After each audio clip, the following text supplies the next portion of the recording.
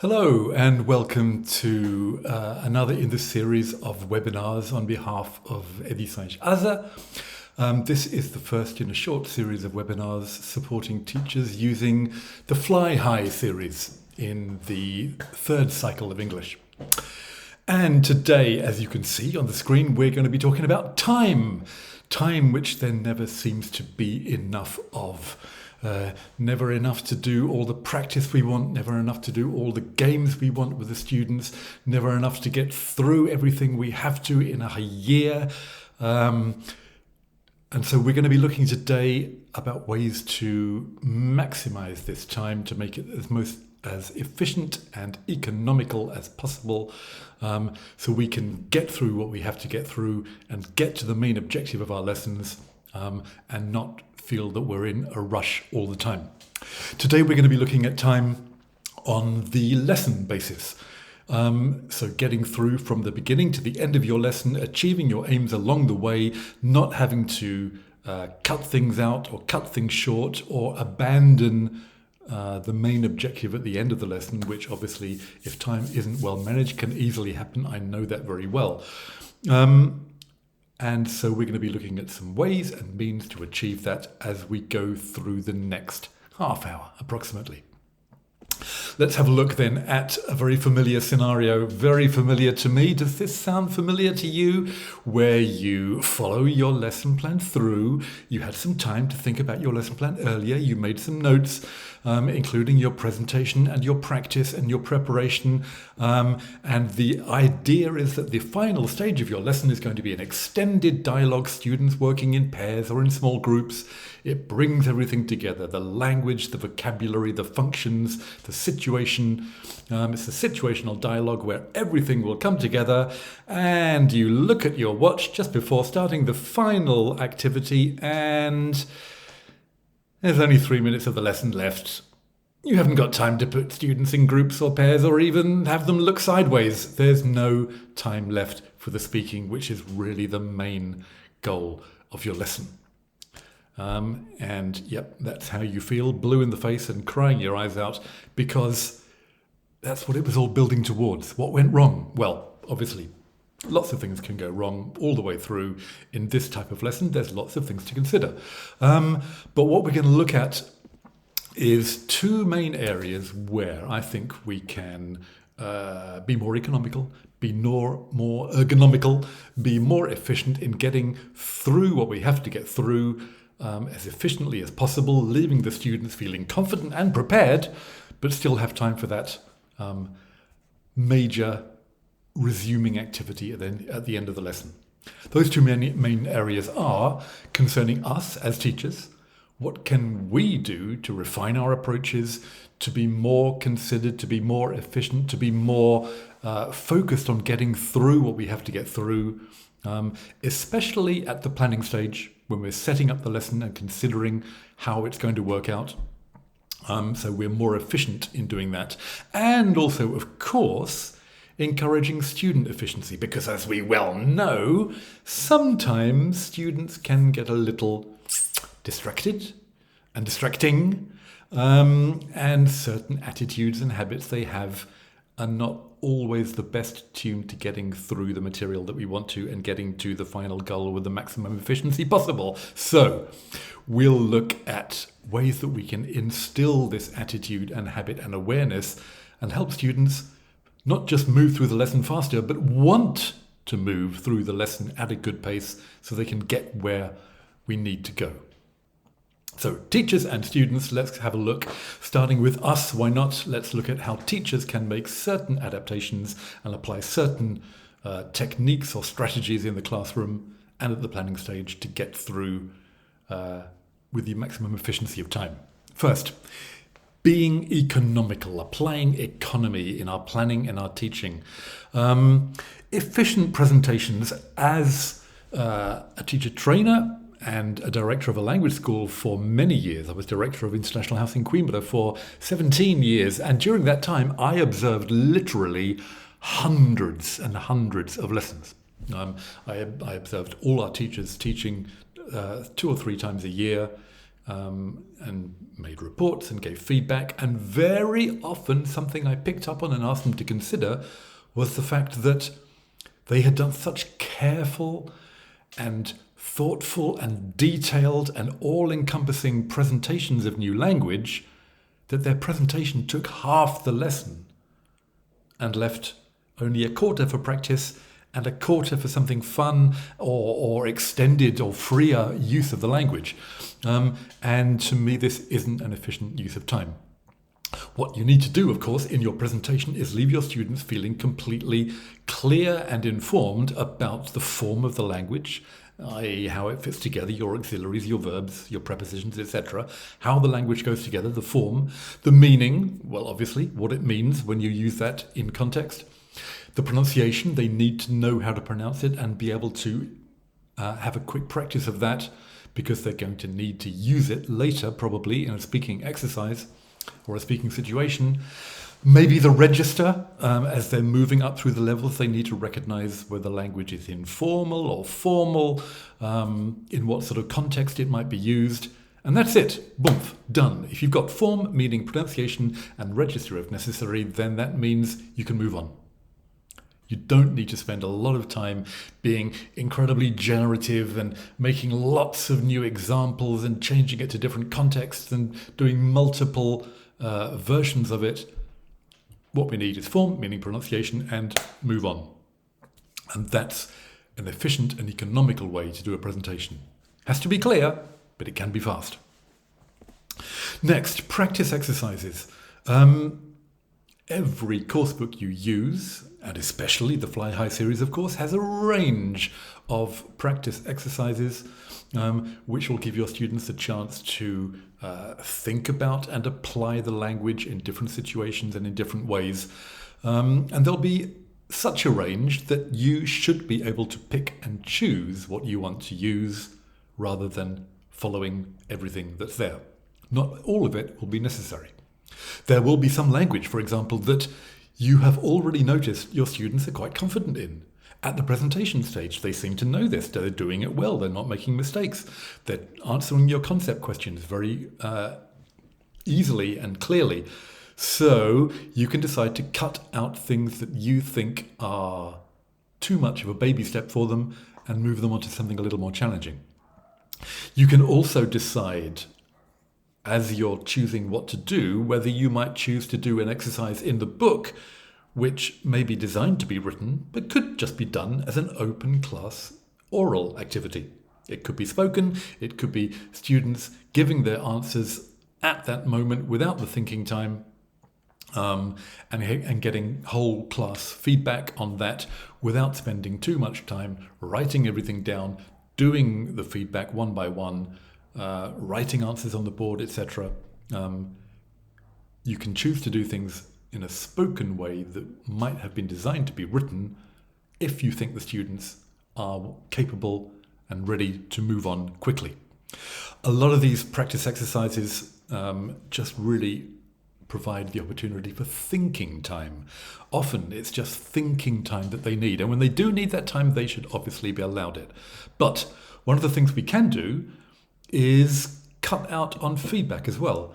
As the students are doing their controlled practice exercises, either from the book, or they're doing a little pair work, or they're doing a little game, they're miming and they're providing language to each other, possibly, you can be circulating and monitoring and checking and seeing where students do or don't seem to be having difficulty.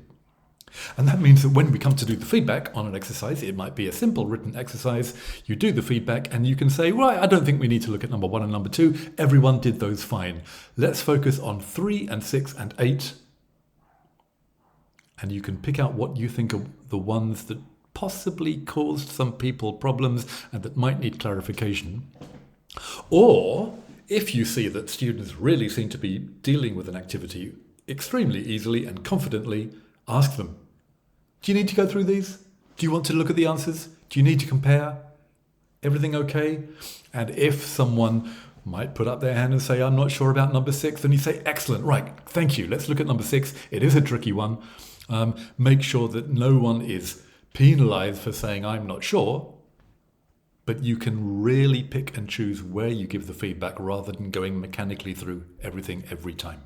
As I say, often they just need some thinking time to be able to go, okay, yep, got it. Feedback? Not really.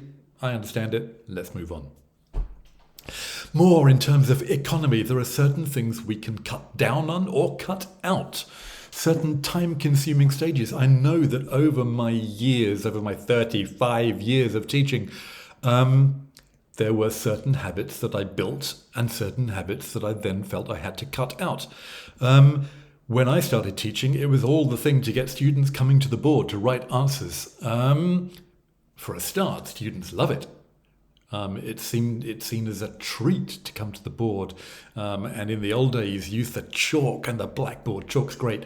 And nowadays, to use those great pens on the whiteboard or the interactive board and complete things in the interactive version. But let's remember that it's not the most economic use of time.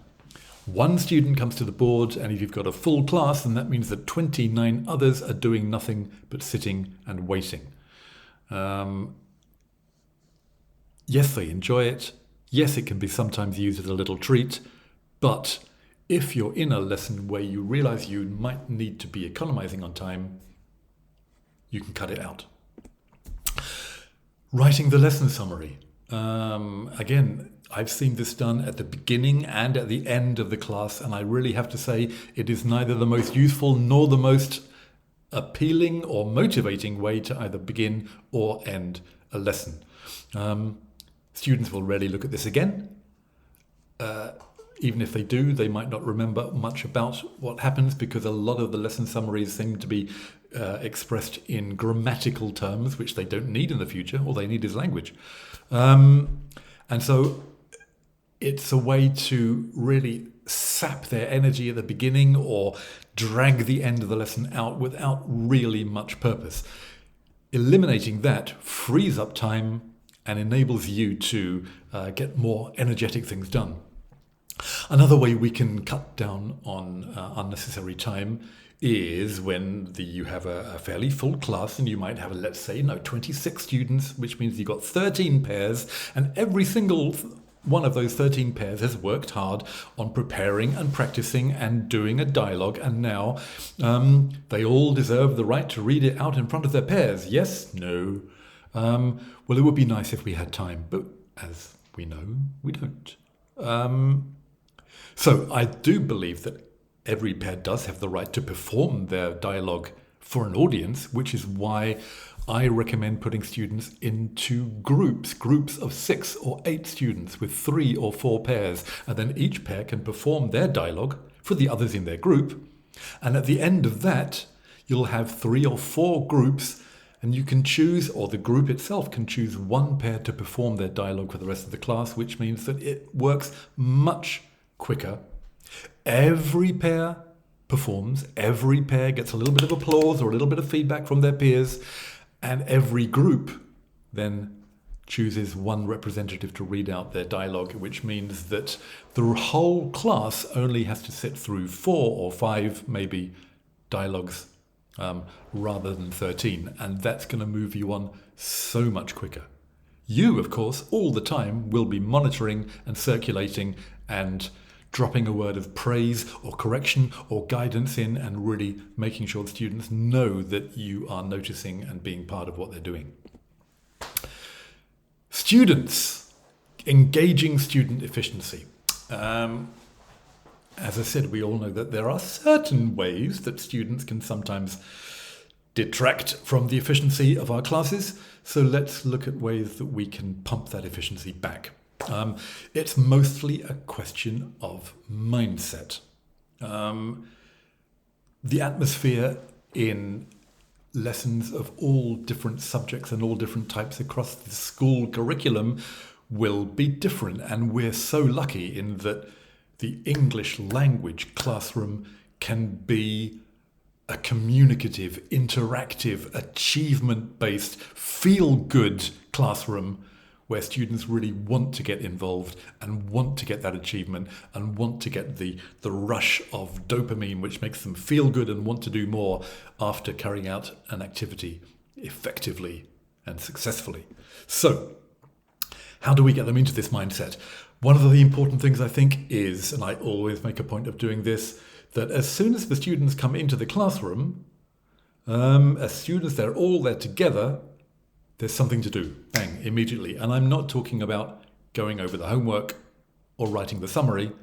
I'm talking about getting them exchanging ideas, getting them mingling, getting them swapping cards, getting them walking around, looking at something on the wall, making a note on something on the wall, sticking something in the right place on the board, something that's going to get them moving and engaged quickly. Moving might be difficult, of course, with a big class, so let's get them sitting down and focused on the board. Let's have a game ready to play on the board, a game of noughts and crosses, for example, or hangman, which will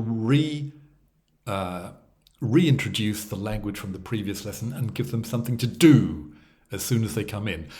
Once they get this rhythm going and the energy of getting immediately involved in the English lesson, then that will carry through the rest of the lesson. You can maintain that energy, and it will also mean that they will come back into the following lessons with the same mindset that in the English class we have things to do.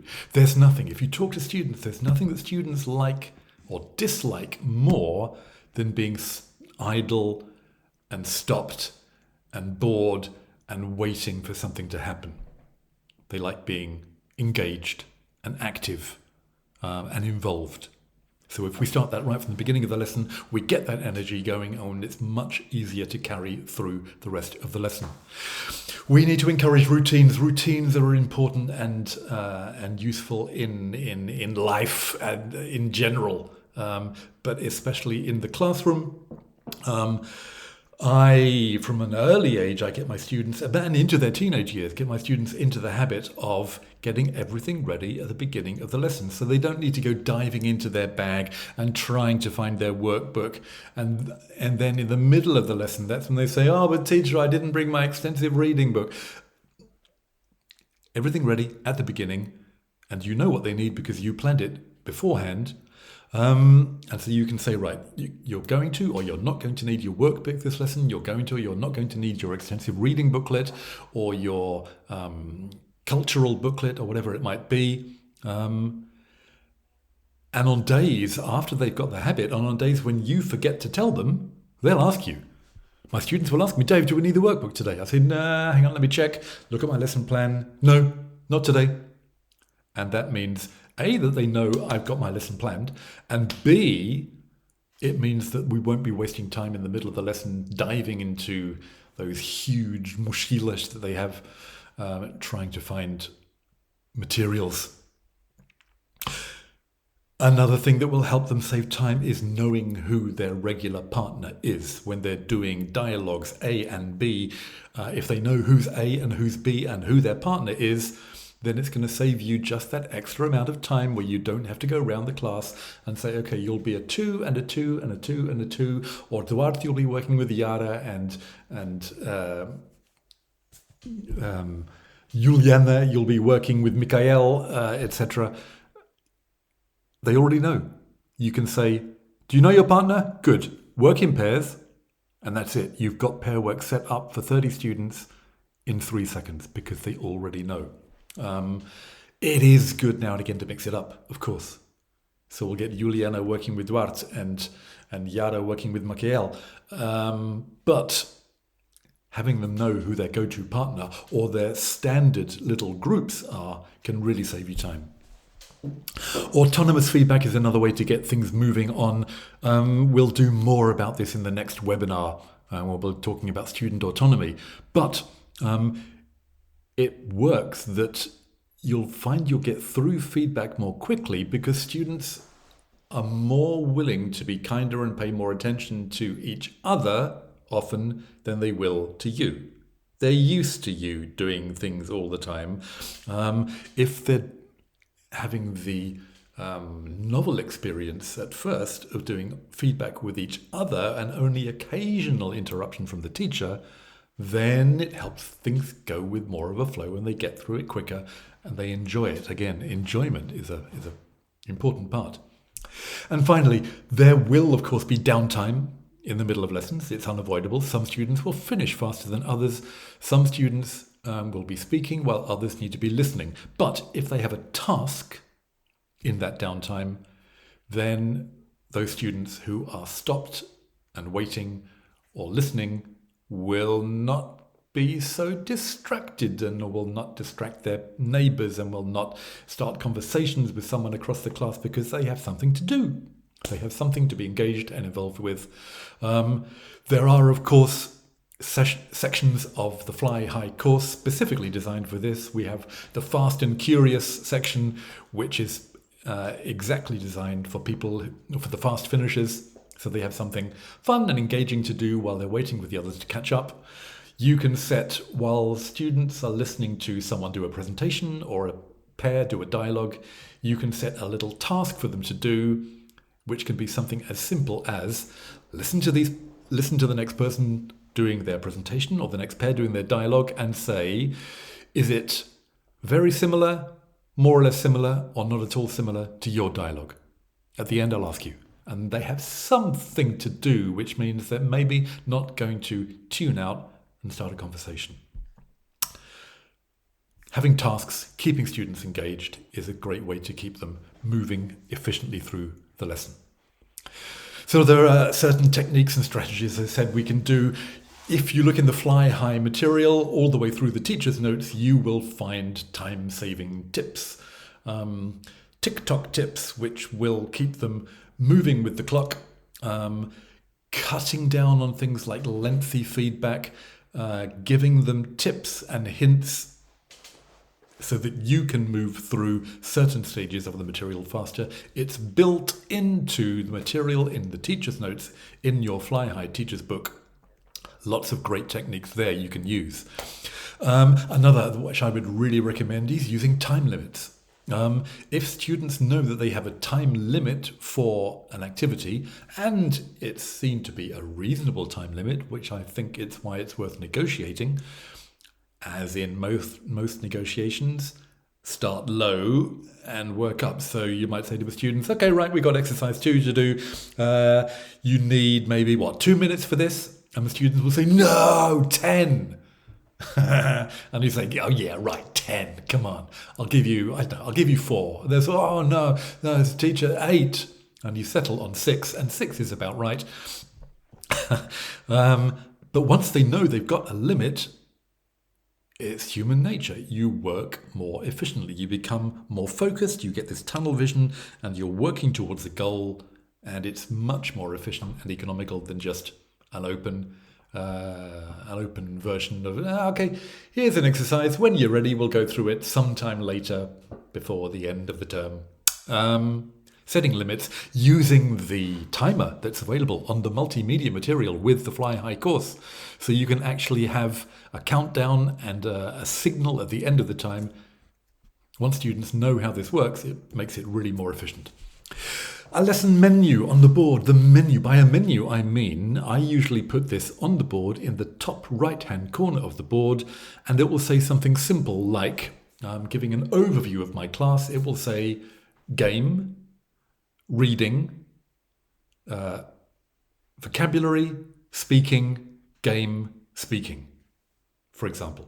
And students can see, that the lesson is planned out. There is a direction to it. They know where they're going. They can also see that there are fun things coming. There's a couple of games in there, and if they get quickly through the other parts of the lesson, then they'll have time to get to the game. And you can tick them off as you go along and point out that, okay, we're doing well, we're on target, let's keep going. Or, guys, we're dropping a bit behind. If we don't pick up the pace, we're not going to have time to get to the end game and the activity at the end. And it works in various ways just to give students direction, to give them motivation, to give them an idea of the fact that there is a plan leading them towards solid achievement at the end of the lesson. And they can look forward to certain parts of it. When I'm working with little kids in primary school age, for example, I will do this with just pictograms. I'll have a picture of the book for something we're going to do from the book, be it a reading or vocabulary or a story or whatever. I'll have a picture of two heads. I'll draw these by hand. Two heads talking to each other. For a speaking activity, a picture of some dice for a game. And they can look at this and know what's coming. Just look at the top right corner of the board, get an idea of where we are, what's gone, what's coming next. And it can be something as simple as pictograms. Obviously, as they go through up the ages and up the levels, you can use more sophisticated meta language and say we'll be doing reading comprehension and categorizing of vocabulary, if you like. But it takes 30 seconds to write up on the board, and it really gives students an idea of where they're going. It makes it more efficient and more driven as we go through the lesson.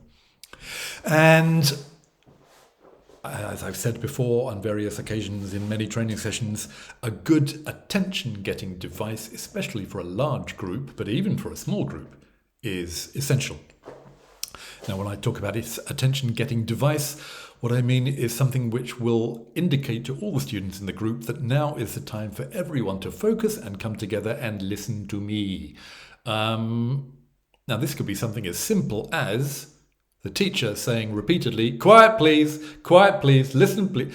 But as we know, it doesn't always work very well.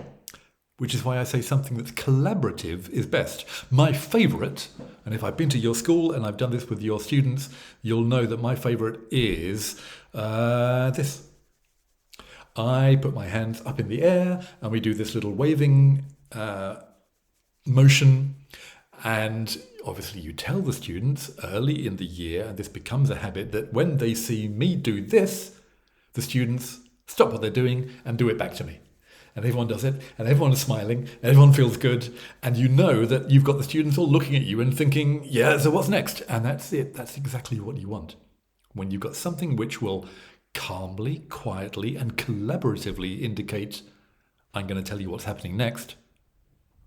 That's what you want. It could be a sound. It could be an action. It could be a symbol. It could be... I've seen people turn the lights on and off, though I'm not sure that's very advisable. Something which will indicate to students it's time for us all to come together and focus on what's going to happen next. You will find that through the year your attention-getting devices will stop having the effectiveness that they had at the beginning of the year. You may need to renew them, bring in something different, use a new device. Once you recognize that things are not working as well as they did, it's probably time to switch it up. But having one that you know works well and that you can depend on at key moments is a great way to save time and keep moving on. And so I have one more area which I think is incredibly important, and that is, as it says, the power of personal connection. The connection between teacher and students, and also between students and students. So teacher to peer and peer to peer connection, a teacher to student and peer to peer connection is really important for fostering an efficient, forward-looking, collaborative atmosphere in the classroom. And I always say that the time spent at the beginning of the lesson schmoozing, or that is, just getting to know your students, saying hello as they come into the classroom, or if they're already in the classroom, saying hello to them when you come in, making a point of saying hello, especially to the ones who are often the difficult students, the ones who do make the distractions. Research has pointed out and has proved many times that making a connection with those students will really help them become integrated into the class and be more cooperative with the teacher if you just give a little attention. So it can be something as simple as saying hello, giving a high five, asking how their weekend was, making a comment about someone's new trainers or their jacket or their new backpack. That little bit of time spent schmoozing, try and spread it around so over the few lessons all students get a little bit of your attention and know that you notice them. They're real people to you. That is time spent at the beginning of the lesson, a minute or two, but it's time saved throughout the year, because the cooperation and the collaboration that you build through making this personal connection is much more valuable than the little time you spent building it at the beginning. You might spend a minute or two at the beginning of each class just saying hello and making a compliment or giving a high five in the days when physical contact was possible. It will become possible, again, I'm sure, to do a nice high five. Students enjoy doing that. But that minute or two that you spend at the beginning of the lesson translates into 5 or 6 or more minutes of gained time in terms of efficient collaboration, and they're being on your side and you're being on their side and realizing that you're a team, and that will turn into hours and hours of extra time over the year. And boy, we all need hours and hours of extra time over the year to be able to get through that syllabus, right? It's really worth spending that time because you save time by schmoozing. And it's a good word. Anyway, let's just look at the summary of what we've been through. So economizing, cutting out the dead wood, cutting out those unnecessary extras, cutting down on presentations, cutting out practice activities where they're not necessary, which will give you time for new growth. This is something that happens at the planning stage. Getting the students into the mindset that the English class is an active, interactive, achievement-based classroom, and they can move through each and every class feeling that achievement, feeling good about themselves and wanting to do more. Getting that mindset, especially getting them involved at the beginning of the year. Knowing where the lesson is headed and why, using that lesson menu, giving them an idea of where they're going and what they have to look forward to, is a great way to keep their motivation going. Just a simple 30 seconds spent writing up the lesson menu at the beginning of the lesson really, again, saves time because they can see there's a game coming and they want to get there, so they'll move through the less exciting activities to do so. And just to reiterate, connection. Make a connection with your students, even if it's something as simple as saying hello and how are you. As I say, especially to the students who might be problematic at times, you'll find this really pays off in terms of teamwork and cooperation throughout the year. So there we go. Thank you. Thank you for your time. As we said, time is precious. I really appreciate your being here with me today. I hope you've got some ideas and some strategies and some directions that you can apply in the classroom to make sure that you don't end up crying when your speaking activity falls off the end of your lesson plan. Making things a little bit more efficient, a little bit more economical, and a little bit more satisfying for both you and for the students. Try it out. Thank you. See you in the next webinar. Bye now.